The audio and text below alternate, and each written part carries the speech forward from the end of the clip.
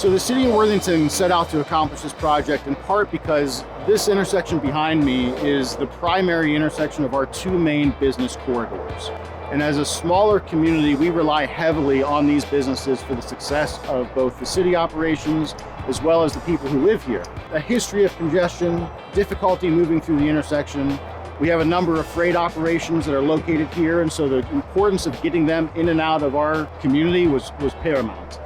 The other challenge here is that we're constrained on three different sides by railroad crossings, by a freeway overpass, and so pedestrian access into this location was extremely difficult. Employers who wanted to encourage their staff to walk and enjoy the community features that are just to the west of us, they didn't have that ability. So the city was really hoping to accomplish both an improvement to the fundamental traffic movement here, as well as the connectivity to our overall city operation. We were hired in 2014 by the city of Worthington to begin studying alternatives for improving the intersection. We looked at just widening the existing intersection with additional turn lanes and through lanes. We looked at a roundabout solution, but the challenge that we always came back to is that the majority of movements at the intersection were turning movements from Huntley Road to the north leg of Worthington Galena. So we put forth an alternative that realigned those two sections of the roadway to convert the turning movements into through movements. And that signalized realignment alternative was ultimately selected as the preferred alternative.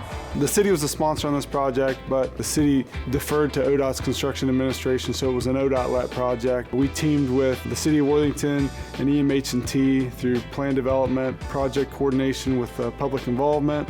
We also had a lot of coordination with utilities, bike and ped groups, and environmental resource agencies that really made this project a challenge. We worked together continuously over the course of over 10 years to make this project a success. For an urban realignment project like this, there were many challenges. There are a lot of private and public utilities in the corridor. If you can think of what it takes to supply Anheuser-Busch, Worthington Industries, and other industrial users throughout the corridor, there were 3 high-pressure gas mains on Huntley Road that had to be relocated, large diameter water mains to contend with. So private utilities was definitely a challenge. One of the main obstacles that the Worthington faced here was property acquisition.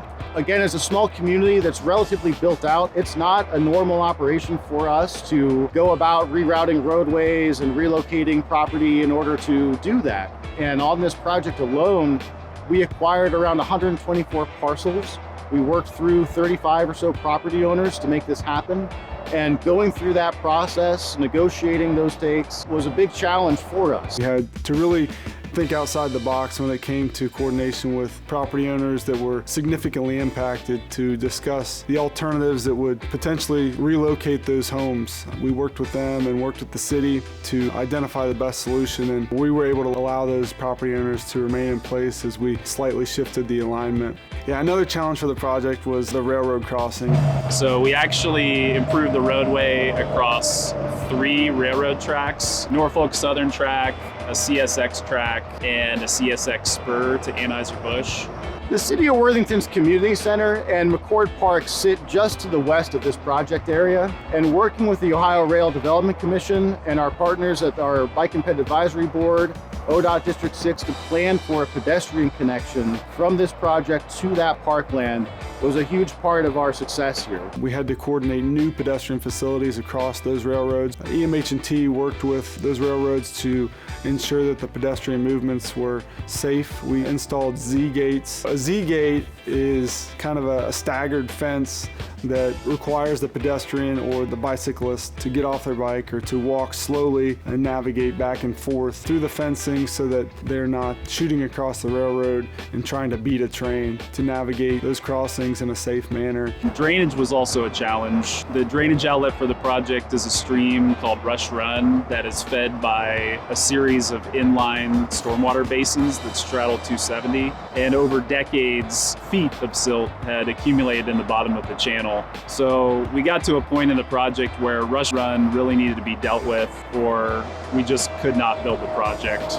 So the city of Worthington and ODOT actually took on improving almost a mile of rush run. This was definitely a long project. My family's had 3 kids since the start of this project. Seeing all the coordination come to fruition, the pedestrian improvements, the free flow movement of some of the traffic that was backed up for significant periods. Worthington has a strong bike and ped advocacy group, really passionate about that mode of traffic, and so knowing that we were able to accommodate that and meet those needs of the community was really great. It's amazing to see how this all came together. It was a very challenging project to design. I know it was a very challenging project to build and to manage. It's an intersection that I drive through frequently. I think that by all accounts, the congestion has improved. I see people biking and walking through the corridor, which is great. From my standpoint, it was well worth it.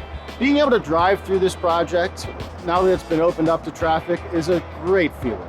Knowing that we spent so much time and energy to make this thing a priority for our community, and now that it's done, to go through and see it in action is just breathtaking. Having a strong team with a strong background in not just design, but communication, public outreach to stakeholders was really important. This project was really impactful to a lot of different interest groups. Working together, that communication was really key to making the project a success.